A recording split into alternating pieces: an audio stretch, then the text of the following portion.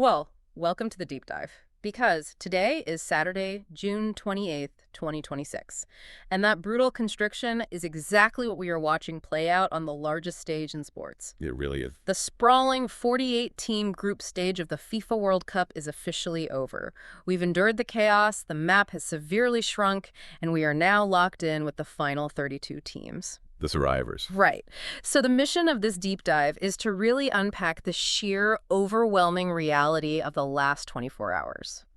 Okay, let's unpack this. We have to make sense of a tournament that is, frankly, fracturing at the seams. Oh, without doubt. We've got record-breaking goals on the pitch, a billion-dollar boardroom shadow war happening off the pitch, and a spectator crisis in the fan zones that is quite literally boiling over. And we really need to pull back the curtain on how all these elements are feeding into one another. The box scores only tell a fraction of the story here. A tiny fraction. The physical performances dictating survival in this massive, expanded tournament are actually serving as a real-time catalyst for the European club transfer market.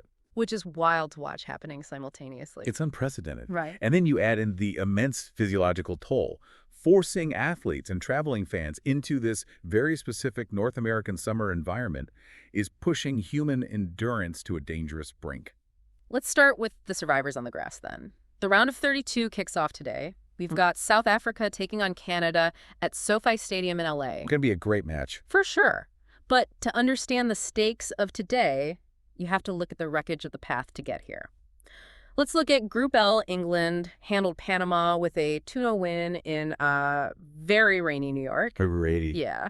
And Thomas Tuchel made some really aggressive system changes. He dropped the double pivot to just throw more bodies forward against that deep low block. And it paid off beautifully. It did. Jude Bellingham hits this unbelievable volley in the 62nd minute off of Bukayo Saka corner. And then, inevitably, Harry Kane got his header. Right, and that header fundamentally alters the English record books. That was Kane's 11th World Cup goal. Passing Gary Lineker. Exactly. Officially pushing him past Lineker for the all-time scoring record. Yeah. But, the tactical shift you mentioned is what actually allowed it to happen. How so? Well, by overloading the half spaces, Tuchel forced Panama's center backs to make impossible choices. It ended up isolating Kane on the back post. Wow. Yeah. And the records weren't just limited to the attack either. Jordan Pickford made his 15th World Cup appearance. That moves him into outright second place all-time for England. Passing Bobby Moore and Bobby Charlton. Yep, just incredible company. But then you flip over to Group K and you see a completely different reality. Colombia and Portugal just ground out this breathless 0-0 draw down in Miami. A very tough watch. Yeah, Colombia tops the group, which honestly they tactically deserved. But Portugal, frankly, they look like a team clinging to the edge of a cliff. They really did. Cristiano Ronaldo had exactly one shot on target.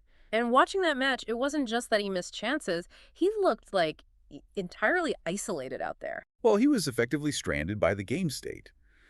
Colombia initiated this relentless high press, and that forced Portugal's midfield to drop way deeper just to, retain any possession. Right. And when your midfield drops like that, the distance between the playmakers and the lone striker just stretches massively. Which is a problem when your striker is 41 years old. Exactly. For a 41-year-old forward, repeatedly making 40-yard recovery sprints to link play, it simply isn't physiologically viable anymore. Yeah, that makes sense. Portugal only survived because their goalkeeper, Diogo Costa, made 3 point-blank saves. Yeah. And Ruben Dias literally had to sprint back to the goal line to head away a deflected cross. Unbelievable. They advanced, but the structural vulnerability was glaring. Which opens the door for the underdogs to capitalize, right? Like, Yeah. DR Congo is the perfect example here. They beat Uzbekistan 3-1, coming from behind with 2 goals from Yorian Wissa. Fantastic performance. Yeah, and they advanced as a third-place team, which is this weird quirk of the new 48-team format. They're only the 11th African country ever to reach the knockouts. And now they get a monumental clash with England. Right. But okay, I'm looking at this expanded format, and I'm looking at Portugal, and I have a serious question about the limits of sports science. Okay, well, let's hear it. Because we hear constant buzz about, hyperbaric chambers, tailored nutrition, advanced recovery algorithms. Shouldn't a 41-year-old Ronaldo or a 40-year-old Luka Modric be able to handle this? It's a fair question. Modric had to play a grueling 90 minutes just to squeak Croatia past Ghana 2-1. Why are they looking so physically depleted if the science is supposedly so advanced? Because sports science can optimize recovery, but it cannot reverse cellular aging.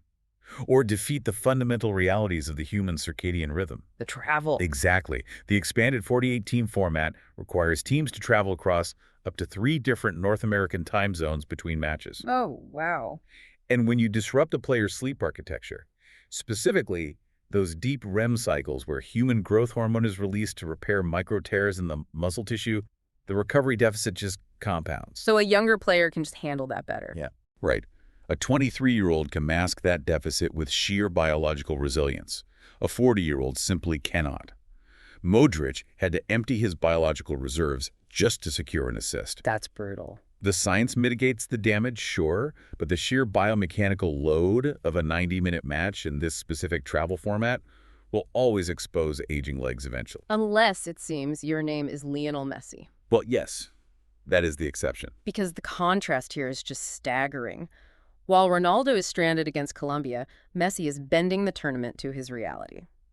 3 days after turning 39 years old, Argentina rests 9 starters against Jordan. Because they had already clinched the group. Right. So Messi starts on the bench, he subs on in the 60th minute, and 20 minutes later, he hits a free kick that leaves the goalkeeper completely frozen in place. Incredible strike. It capped a 3-1 sweep, and that goal makes him the outright all-time top goal scorer in men's World Cup history with 19 total goals at 39 years old. But the crucial difference there lies in the tactical deployment. Argentina isn't asking a 39-year-old to initiate a high press or make those 40-yard recovery runs we talked about. They're protecting him. Exactly. They treat him as a highly specialized surgical instrument. By bringing him on in the 60th minute against the Jordanian defense that was already suffering from lactic acid buildup, they ensured his technical brilliance operated in maximum space. That is so smart. He doesn't need to outrun a defender if he can simply outthink them in the final third. And that precise utilization is why he is actively leading the 2026 Golden Boot race right now with 6 goals. But the tracker behind him is packed. Very crowded at the top. Yeah, you have Kylian Mbappe and Ousmane Dembele for France, Vinicius Jr. for Brazil, and Erling Haaland for Norway. They are all sitting on 4 goals each. Now, what's fascinating here is how this plays into the wider ecosystem of the sport. Here's where it gets really interesting, yeah. Because we focus so heavily on the prestige of the Golden Boot, but these goals are functioning as like a real-time stock market. Yeah, it's exactly what it is. We are talking about literal billion-dollar valuations shifting based on a single strike in the group stage. It functions exactly like a venture capital valuation round, but broadcast to billions of people. When a player like Dembele or Vinicius Jr. scores in this environment, it immediately alters their leverage in the European club market. Because everyone is watching. Right. The World Cup serves as the ultimate stress test. If you can perform under the claustrophobic pressure of a knockout match against an elite defense, a club views your transfer fee as a de-risked asset. That makes total sense. The goals scored on Tuesday seamlessly translate into the exorbitant contract demands made by their representatives on Wednesday. So let's pull the thread on that parallel boardroom tournament, because the transfer gossip exploding right alongside the matches is unprecedented. It's been a frenzy. You have Bayern Munich's president coming out publicly to shut the door on a rumored 150 million euro bid from Real Madrid for Michael Olise. Why would a club president negotiate through the media like that in the middle of a World Cup? It is entirely about controlling the psychological environment of the player. Oh, really? Yeah. If Bayern stays silent, the rumors infiltrate the French national team camp. Reporters ask Olise about it, his teammates joke about it, and suddenly his focus drifts from the tournament to his financial future. So they just cut it off at the source. Exactly. By definitively shutting it down in public, Bayern provides a shield. It sends a message to Real Madrid to stop the disruptive back-channeling, and to Olise that his status at Bayern is undisputed. Meanwhile, the situation with Julian Alvarez is far more chaotic. Atletico Madrid reportedly rejected a 100 million euro bid from Barcelona. Massive money. Huge. And now, when pressed about rumors linking him to Real Madrid, both Alvarez's camp and Madrid gave a firm no comment, which tells you everything about the domino effect. If one elite striker moves, the entire European market restructures. Absolutely. But then you look at a young talent like Nico Paz. Real Madrid wants him back, but he reportedly wants to stay at Como in Italy. And the rationale is that 90 minutes of weekly Champions League football will develop him faster than sitting on the bench for the prestige of Real Madrid. And that is a remarkably astute career choice for a young player. Development at his age is entirely contingent on match rhythm and neurological repetition in high-stakes environments. Right, you have to play to get better. Exactly. Yeah. Sitting on the bench for a prestige club stunts that neurological development. But, while Paz is holding out, other major deals are actually being executed inside the tournament bubble. Which is just crazy to me. Yeah, Ederson is officially heading to Manchester United from Atalanta for 45 million euros. The paperwork is signed. Casemiro is heading to Inter Miami to link up with Messi, and Marc Cucurella is heavily linked to a Chelsea exit. See, I am struggling to understand the logistics of that. How do you execute a 45 million euro medical exam for Ederson while he is sequestered in a national team camp under intense security? It requires intense, down-to-the-minute coordination with the national team federation. They just let club doctors in. Sort of. Manchester United will dispatch an independent, contracted medical team to the host city. They coordinate a secure 3-hour window, usually on a designated recovery day, where the player undergoes MRI scans and cardiac stress tests at a local private facility. All entirely isolated from the press, I assume. Exactly. The data is beamed back to Manchester, analyzed in real time, and the contract is signed digitally. But it is a massive logistical intrusion into the player's focus. Well, you've mentioned the cognitive load of these intrusions before, suggesting that this mental stress contributes to the physical breakdowns we are seeing on the pitch. Yes, very much so. I have to push back on that a little bit. I understand the physical toll of the 48-team format, the travel, the short recovery windows. But how does an agent negotiating a contract in Europe physically cause a player to tear a muscle in North America? I get why you'd ask that. It just sounds like we're conflating sports psychology with basic biomechanics. Like a hamstring snaps because you run too fast, not because your agent called you, right? It sounds disconnected until you look at the physiology of central nervous system fatigue, or CNS fatigue. Okay, walk me through that. When a player is dealing with life-altering financial decisions like a 100 million euro transfer, their body produces elevated levels of cortisol, which is the primary stress hormone. Right, the fight or flight hormone. Exactly. High cortisol impairs sleep quality and disrupts the central nervous system's ability to communicate with muscle fibers. During a full sprint, your brain is sending rapid-fire electrical signals to contract and release your hamstring. Okay. If CNS fatigue causes a micro delay of even a few milliseconds in that signal, the muscle tries to contract while it is simultaneously being stretched. Oh, wow. Yeah. That biomechanical paradox is exactly what tears the muscle fiber. The mental distraction directly creates the physical vulnerability. That puts the current injury tracker into a deeply alarming context then. It's a bloodbath out there. It really is. I mean, we did have a slight reprieve. Neymar made a tearful cameo off the bench for Brazil against Scotland, and Christian Pulisic managed a second-half cameo for the U.S. after that calf issue. Good to see them back. But the casualty list is catastrophic. Mohamed Salah suffered a knee injury for Egypt. Spain lost Yeremy Pino to a collarbone impact and is sweating over Nico Williams with a groin issue. England's Reece James is dealing with a hamstring problem. Right. Nico Schlotterbeck is out for months with torn ankle ligaments for Germany, and Christian Romero was forced off with a knee problem for Argentina. You have impact injuries mixed with a sheer epidemic of soft tissue failures. And that epidemic is the human body's ultimate fail-safe mechanism. When players are pushed past their physiological limits, combining immense cognitive load with the physical demands of this sprawling format, the soft tissue simply surrenders. Well, the toll isn't just happening on the grass either. If you are a fan traveling to North America right now, you are facing a severe, dangerous environmental reality. The conditions are punishing. The fan zones are at a breaking point. Dallas's Fair Park is currently the gold standard, right? They built a 34-day, fully funded program, and they expect over 100,000 fans just for Argentina's matches. Massive crowds. The Zocalo in Mexico City is seeing similar numbers. But the infrastructure in other cities is cracking.